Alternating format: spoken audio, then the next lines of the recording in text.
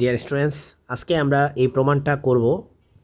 দেখাও যে চৌম্বক ক্ষেত্রে সঞ্চিত শক্তির পরিমাণ হচ্ছে হাফ এল আই স্কোয়ার, যেখানে এল হচ্ছে আবেশক বা ইংলিশে আমরা এলকে বলি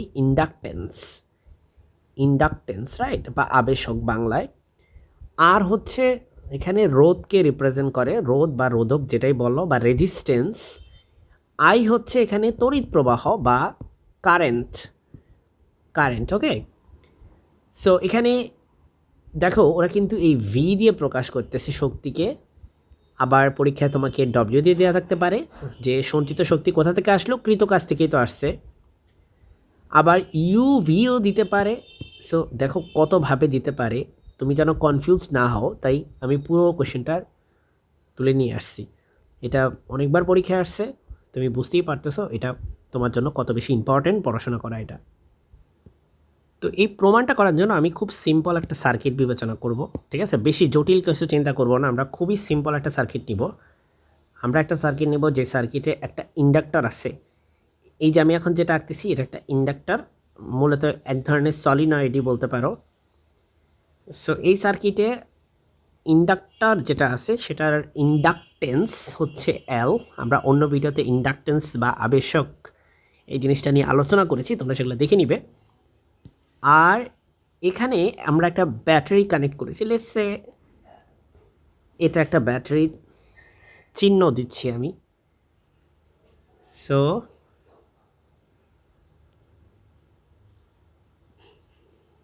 খুব বাজেভাবে চিহ্নটা আঁকছি, খুব একটা সুন্দর হয় নাই। যাই হোক, তুমি বুঝতে পারলে হয়েছে, যেটা পজিটিভ প্রান্ত এটা নেগেটিভ প্রান্ত। আমি এখানে কয়েকটা কোষ আঁকছি। তো তুমি অবশ্যই পরীক্ষায় কিন্তু এই ছবিটা আঁকবে। আচ্ছা, আরেকটা হচ্ছে এখানে একটা রোধ দিতে পারো তুমি, একটা আর বানের একটা রোধ দিতে পারো যদি চাও। আচ্ছা, এদিক দিয়ে হচ্ছে আই পরিমাণ কারেন্ট পাস করে। তো এটা আমি যেটা বললাম যে খুবই সিম্পল একটা সার্কিট আঁকবো আমরা। তো এখানে আমরা লিখব যে ধরি, এখানে কিছু কথাবার্তা আছে যেগুলো তোমাকে অবশ্যই লিখতে হবে। ধরি একটি আবেশকের বা একটি ইন্ডাক্টর, এই জিনিসটাই একটা ইন্ডাক্টর। একটি আবেশকের আবিষ্ট তড়িৎচালক শক্তি, আবিষ্ট তড়িৎ চালক বলের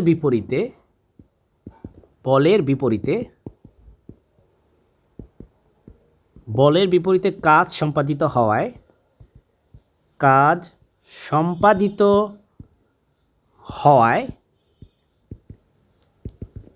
তড়িৎ প্রবাহ শূন্য থেকে বৃদ্ধি পেয়ে আইতে উন্নীত হয়। তার মানে শূন্য থেকে সেই তড়িৎ প্রবাহটা আইতে রূপান্তর হবে। এখন এর তড়িৎচালক যে বল সেটাকে হচ্ছে আমরা ই ধরে নিই। হ্যাঁ, এখন এর এর এর বলতে হচ্ছে এই ইন্ডাক্টরের, হ্যাঁ, ইন্ডাক্টরের ক্ষেত্রে এর তড়িৎচালক বল, এটাকে ই ধরে নিই। তো দেখো এই যে এই চিহ্নটা অনেকে ধরে, অনেকে ই ধরে, অনেকে ভি ধরে, ঠিক আছে? এটা তুমি কি ধরবা এটা আসলে তোমার বিষয়, তাই এগুলো নিয়ে কনফিউশন পড়ার কিছু নাই। এবং তড়িৎ প্রবাহকে আমরা ধরব, আমি ধরব ছোট হাতের আই। তড়িৎ প্রবাহ হচ্ছে ছোট হাতের আই। অতএব তোমরা জানো, তোমরা ফ্যারাডের সূত্র পড়ছো, যে এই জিনিসটা হচ্ছে তোমার -L di/dt। তো এটাকে ফ্যারাডের সূত্র বলছি আমি ভুলে, এটা তো ফ্যারাডের সূত্র না, এটা হচ্ছে তোমার সেলফ ইন্ডাকটেন্স বা স্বকীয় আবেশের সূত্র, ঠিক আছে? ফ্যারাডের সূত্র হচ্ছে এটা। সো সেটা এখন আমাদের লাগবে না, আমরা হচ্ছে ইউজ করব সেলফ ইন্ডাকটেন্স। আচ্ছা, আরেকটা কথা তোমাদেরকে বলি যে এটা হচ্ছে আবিষ্ট তড়িৎচালক বল। এই জিনিসটার সূত্রটা একটু বলে দিই। আবিষ্ট তড়িৎচালক বলের সূত্র, সরি ইংলিশটা বলে দিই। ইনডিউসড ইএমএফ, ইংলিশে আমরা বলি এটাকে ইনডিউসড ইএমএফ। ওকে, তো এবার আমরা কৃতকাজ বের করব, তাই না? আমরা কৃতকাজ বের করব বা সঞ্চিত শক্তি বের করব, যেটাই বলো। কৃতকাজই তো সঞ্চিত শক্তি। সো কৃতকাজের সূত্র কি? কৃতকাজ, এটা তো একটা পরিবর্তনশীল বল। সো কৃতকাজ ডব্লিউ হবে, আমরা একটু আলাদা করে যদি দেখাই, ডব্লিউ হবে ক্ষমতা ইনটু সময়।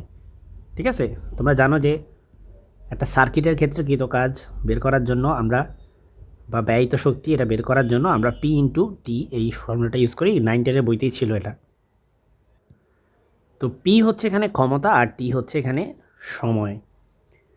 এখন আমি বের করতে চাচ্ছি কৃতকাজ, কিন্তু যেহেতু এটা পরিবর্তনশীল বল তাই আমি অতি ক্ষুদ্র কৃতকাজ বের করার জন্য ক্ষমতা ইন্টু অতি ক্ষুদ্র সময় নিব। সুতরাং আমরা এখানে এভাবে লিখতেছি। আর এই পাশে যেটা লিখছি এটা আসলে তোমাদের বোঝার জন্য, সো এটাকে আমি হচ্ছে রিমুভ করে দিই। এটা জাস্ট বোঝার জন্য লিখছি। ওকে, এবার ক্ষমতা পি মানে কি? ক্ষমতা পি মানে আমরা জানি ভি ইন্টু আই। এটাও ছোটোবেলায় ছিল, তোমাদের 19 সবার আগে পড়ে ফেলছো এটা। So V into I, V হচ্ছে এখানে আমরা এটা হচ্ছে বিভব, বা আমরা যদি এটাকে আমাদের পারপাসের জন্য ই দিয়ে লিখতে পারি, আমাদের এই ম্যাথের পারপাসের জন্য। সো ই, আর আমরা যেহেতু আইকে স্মল আই লিখছি, হুইচ ইজ গ্রেট। এবার দেখো, আমি এই ইকে এখান থেকে ট্রান্সফার করব, আমি শুধুমাত্র মানে আগ্রহী। সো আমি নিব হচ্ছে এল ডি আই ডিটি, আর এই যে আইটা এটাকে আগে লিখলাম, আর এখানে ডিটি, এই ডিটি একজন একজনকে ক্যান্সেল করে ফেলবে।